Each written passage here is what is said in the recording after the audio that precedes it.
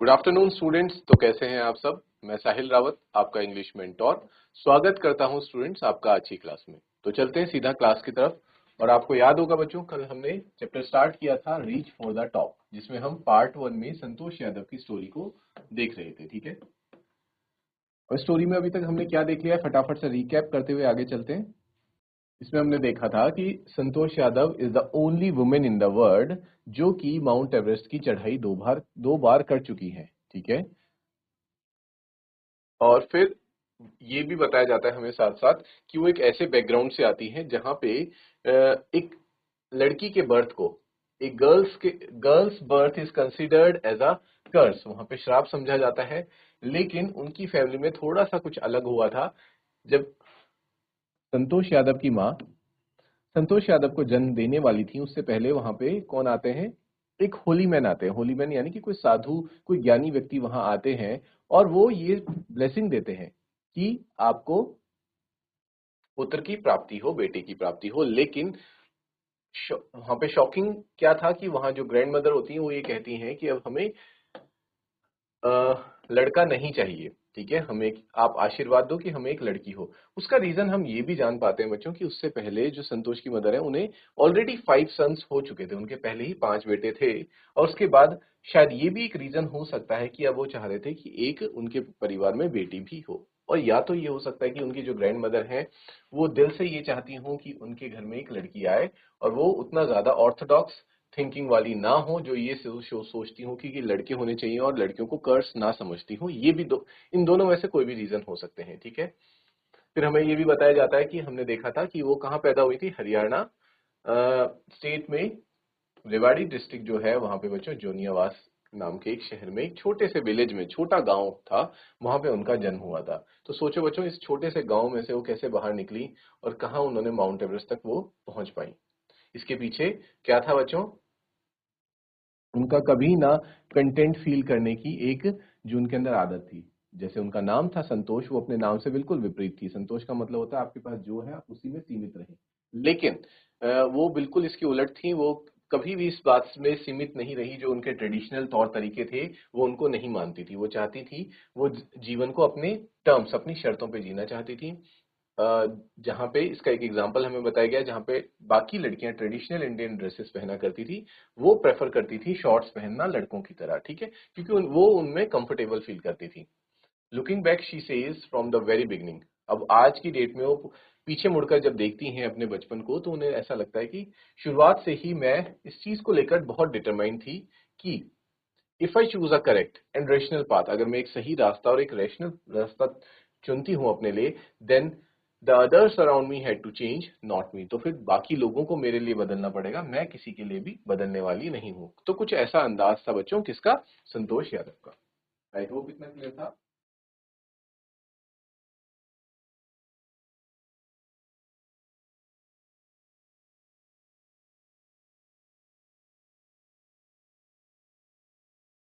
इसके बाद स्टूडेंट्स हमने देखा संतोष के फादर कैसे थे, काफी अच्छे लैंड ओनर्स थे, यानी कि बड़े जिम्मेदार थे, जमींदार थे। और वो चाहते तो वो अपने बच्चों को पढ़ने के लिए दूसरी जगह पे, इवन बड़ी सिटीज में भेज सकते थे। और उनके गांव के जस्ट बगल में क्या था, न्यू दिल्ली भी था। न्यू दिल्ली ज्यादा दूर नहीं था, वो वहां भेज सकते थे।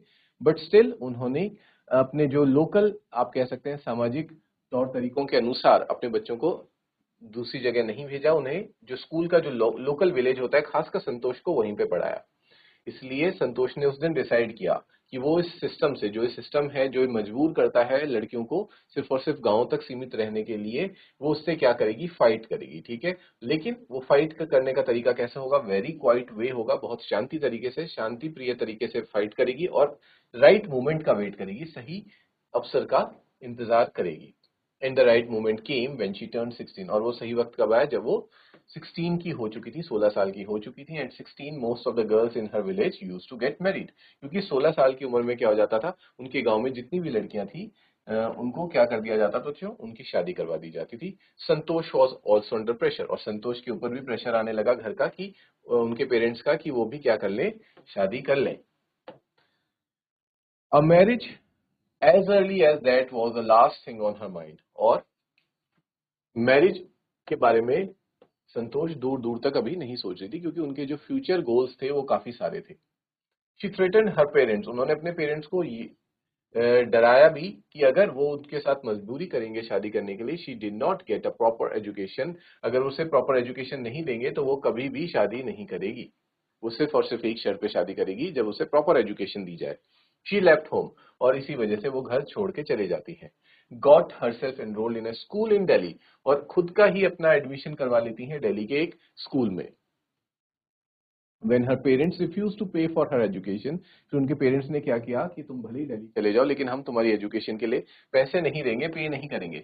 तो उन्होंने फिर से क्या किया, अपने पेरेंट्स को पोलाइटली इस बात को कहते हुए इन्फॉर्म किया कि उन्होंने इसका पहले से ही प्लान कर रखा है कि वो पार्ट टाइम जॉब करके क्या करेंगी, पैसे कमाएंगी और अपनी स्कूल की फीस भरा करेंगी।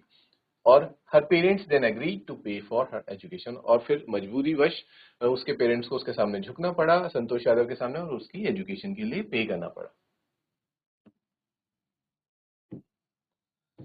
Wishing always to study a bit more and with her father slowly getting used to her फॉर, और फिर धीरे धीरे जो फादर थे संतोष यादव के, उन्हें भी आदत हो गई थी कि उनकी बेटी क्या थी, बहुत ज्यादा रिबेल थी, और वो हर बात के लिए क्या करने वाली थी, उनसे बगावत करने वाली थी। संतोष ने हाई स्कूल पास कर लिया था बच्चों, और फिर वो जयपुर चले गई थी पढ़ने। उन्होंने वहां जाके महारानी कॉलेज ज्वाइन किया था, हमने देखा था। फिर वो कस्तूरबा हॉस्टल में रह रही थी, और उनके ही हॉस्टल के विंडोज से क्या दिखाई देती थी बच्चों, अरावली हिल्स दिखाई देते थे। और अरावली हिल्स में जब वो देखती थी तो उन्हें कौन दिखते थे, विलेजर्स दिखा करते थे, जो विलेजर्स पहाड़ी की ओर ऊपर की तरफ जाते थे और धीरे धीरे गायब हो जाते थे। एक दिन उन्होंने डिसाइड किया, संतोष यादव ने, कि वो खुद जाके चेक करेंगी कि ये सभी लोग कहाँ गायब हो जाते हैं माउंटेन्स में ऊपर जाके। बट उन्हें गांव वाले तो नहीं मिले, बट कुछ माउंटेनियर्स मिले। माउंटेनियर्स कौन होते हैं बच्चों, जो पहाड़ों में ऊपर चढ़ते हैं, ट्रैकिंग करते हैं। और संतोष यादव ने बहुत ही ज्यादा शाय शर्माते हुए उनसे पूछा कि क्या वो उनको ज्वाइन कर सकती हैं, जिसपे उन्होंने बहुत ही अच्छे तरीके से उनको वेलकम किया और एक अफर्मेटिव नोट के साथ कहा कि तुम भी हमारे साथ क्लाइंबिंग वगैरह करने आया करो। देन उसी के बाद से वो कभी पीछे मुड़कर उन्होंने नहीं देखा बच्चों। उन्होंने पैसे सेव करे कॉलेज के दौरान ही, जो उन्हें मतलब पॉकेट मनी मिलती थी, जो पैसे उन्हें मिलते थे, उनको उन्होंने सेव किया और उत्तरकाशी के नेहरू इंस्टीट्यूट ऑफ माउंटेनियरिंग में क्या ले लिया बच्चों, एडमिशन ले लिया। और जैसे ही उनका कॉलेज खत्म हुआ, कॉलेज खत्म होने में थोड़ा टाइम लग गया था, उनका कॉलेज खत्म होना था बच्चों अप्रैल में, लेकिन वो 19 मई तक खिंच गया, और 21 मई को उन्हें एनआईएम में ज्वाइन करना था। इसलिए वो डायरेक्ट अपने कॉलेज से कहाँ गई, उत्तरकाशी जाती हैं और एनआईएम में ज्वाइनिंग करती हैं। और ड्यू टू दिस रीजन वो अपने घर भी नहीं जा पाती, जिससे उनके फैमिली वाले काफी ज्यादा नाराज होते हैं। तब संतोष यादव को अपने फादर को एक अपॉलजी लेटर भी लिखना पड़ता है, जिसमें वो माफी मांगती हैं कि, और साथ ही साथ ये भी बताती हैं कि किस वजह से वो घर नहीं आ पाई।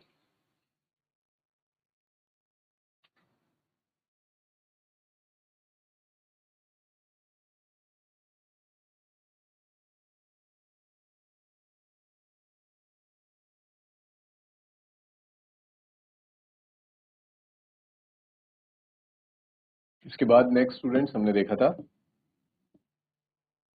कि फिर संतोष यादव एक्सपेडिशंस यानी कि पहाड़ों को चढ़ना शुरू करती हैं। हर क्लाइंबिंग स्किल्स धीरे धीरे मैच्योर होने लगते हैं, और वो धीरे धीरे अपनी बॉडी में कोल्ड और ऑल्टीट्यूड के लिए रेजिस्टेंस भी डेवलप करने लगती हैं। उनके अंदर क्या थी बच्चों, ये मैंने आपको कल भी याद करने के लिए बोला था, आयरन विल, फिजिकल एंड्योरेंस और अमेजिंग मेंटल टफनेस थी। और यही वजह थी कि वो बार बार अपने आप को रिपीट करती रही, अपने आप को प्रूव करती रही। And at barely 20 years of age, 20 साल की उम्र में उन्होंने माउंट एवरेस्ट के समिट तक वो पहुंच चुकी थी, becoming the youngest women in the world. और पूरे वर्ल्ड में, पूरे विश्व में वो पहली सबसे यंग, सबसे कम उम्र की महिला थी, या फिर हम कह सकते हैं लड़की थी। If her climbing skills, physical fitness and mental strength impress her seniors, और साथ ही साथ ये चीजें तो उनके अंदर थी ही, साथ ही वो क्या भी करती थी बच्चों, उनके अंदर जो एक टीम वर्क की भावना थी, सब लोगों के लिए केयर करना और सबको साथ लेकर के चलने की जो भावना थी, उसका भी उनके सीनियर्स काफी ज्यादा अप्रिशिएट उनको किया करते थे। During the 1992 Everest mission, 1992 Everest mission की बात हो रही है, Santosh Yadav prove special care to a climber. Santosh Yadav ने एक क्लाइंबर को बहुत ज्यादा स्पेशल केयर दी, who lay dying at the South Col, जो कि साउथ कॉल में बच्चों मरने की हालत में पहुंच चुका था। She was unfortunately unsuccessful in saving him, लेकिन दुर्भाग्यवश वो उसको बचा नहीं पाई जबकि उन्होंने प्रयास पूरे किए थे।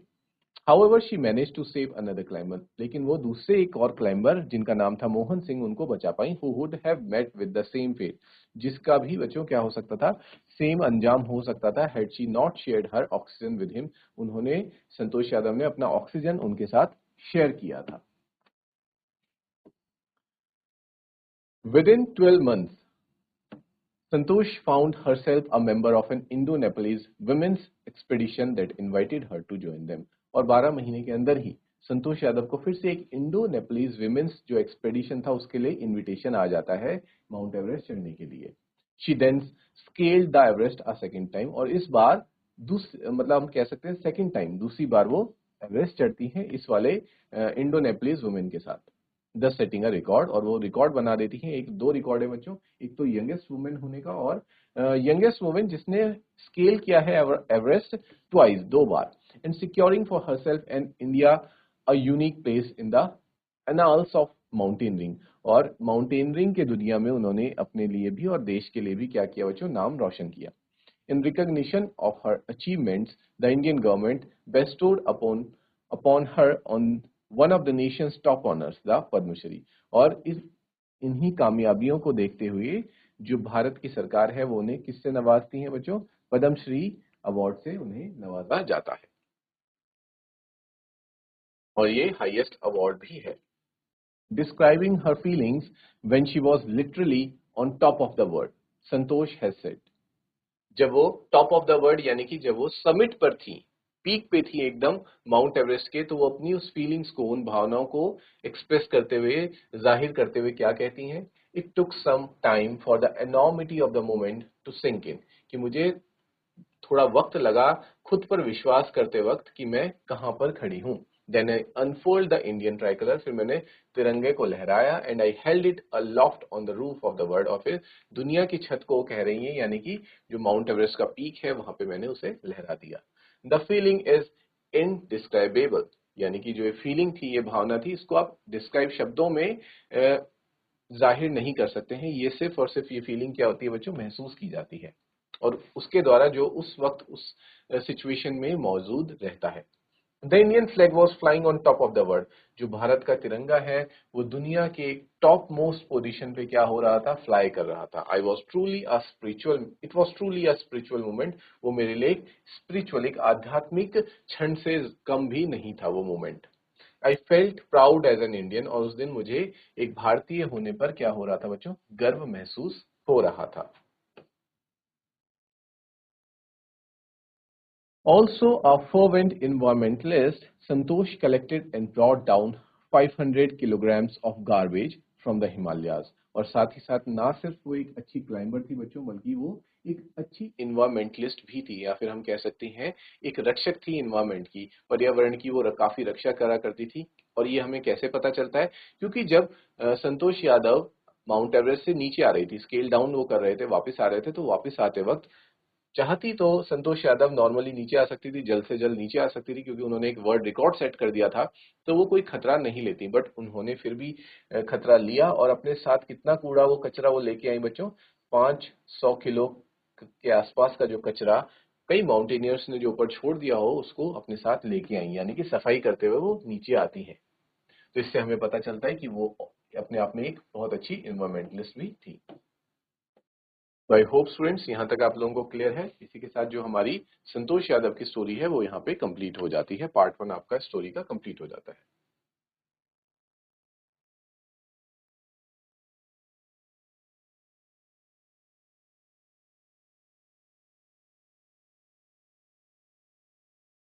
पार्ट में बच्चों कुछ वर्ड मीनिंग्स आपके सामने आ रखी हैं, उन्हें देखते हैं, and then we will move to the next part of the story. Because जो वर्ड मीनिंग्स हैं ये भी डिस्कस करना बहुत ज्यादा जरूरी है। पहला आता है बच्चों आपके पास इन लाइन विद, ये फ्रेजेस हैं कुछ, ठीक है। इन लाइन विद का मतलब होता है फॉलोइंग और इन अकॉर्डिंग्स विद, ठीक है। इन लाइन विद का मतलब जैसे आप कई बार आप लोगों को कहा जाता है कि स्टैंड इन लाइन विद, कि एक ही लाइन में फॉलो एक दूसरे को देखते हुए, फॉलो करते हुए खड़े हो जाएं, अकॉर्डिंग्स विद एक दूसरे के अकॉर्डिंग खड़े हों, अकॉर्डिंग टू इसका मतलब होता है। ठीक है बच्चों, तो इन लाइन विद का मतलब क्लियर हो गया। Next is the last thing.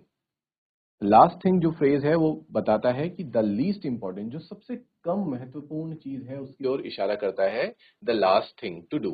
ठीक है, जो हमारे लाइफ में सबसे कम महत्वपूर्ण होगा उसे हम लास्ट थिंग कहेंगे। अगला आता है बच्चों, check it out. Check it out का मतलब होता है फाइंड आउट, यानी कि देखा, आपने जाना किसी चीज को, किसी सत्य को आपने खोजा, that is called check it out. इसको देखो, इसको जानो। उसी तरह से एक नेक्स्ट फ्रेज है, headed straight for. Headed straight for का मतलब होता है सीधे आगे बढ़ते हुए चले जाना, वेंट टूवर्ड्स, उसी दिशा में आगे बढ़ते चले जाना is called headed straight for.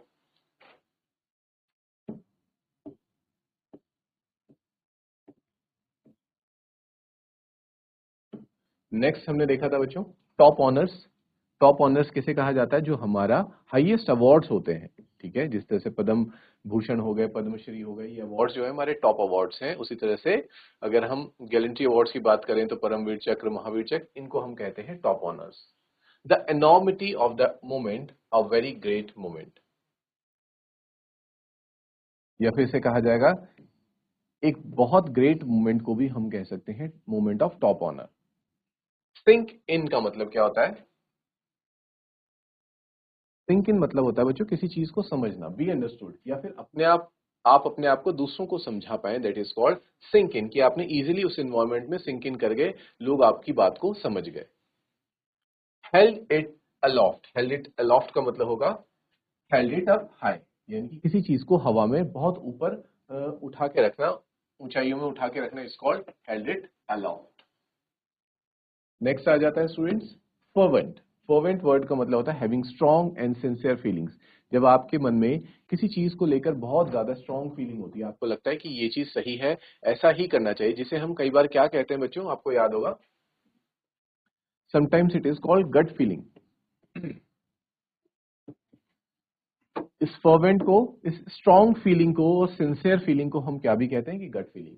और ऐसा कहा जाता है कि we should always listen to our gut feeling, हमें अपनी गट फीलिंग पे भरोसा करना चाहिए और जो हमें लगता है कि ये सही है उस काम को करना चाहिए। ठीक है स्टूडेंट्स।